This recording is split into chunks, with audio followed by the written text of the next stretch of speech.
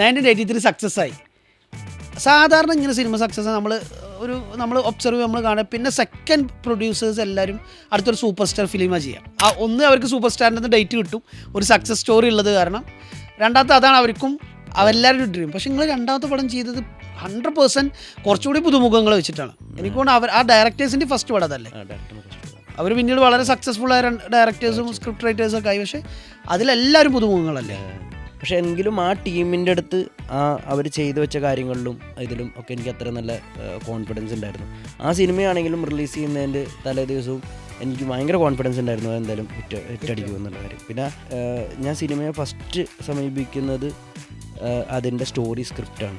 അതാണ് അതിൻ്റെ ഫൗണ്ടേഷൻ എന്നാണ് വിശ്വസിക്കുന്നത്. ഇപ്പോഴും നമ്മൾ മനസ്സിലാക്കേണ്ട ഒരു കാര്യം, നല്ല ഒരു സ്ക്രിപ്റ്റിൽ നിന്നാണ് നല്ലൊരു ഡയറക്ടർ നന്നായി ഡയറക്റ്റ് ചെയ്തിട്ട് നല്ലൊരു സിനിമ ഉണ്ടാവും. 3 സിനിമയാണ് ചെയ്തത്. നിങ്ങൾ നല്ല സമയമെടുത്താണ് ചെയ്ത്.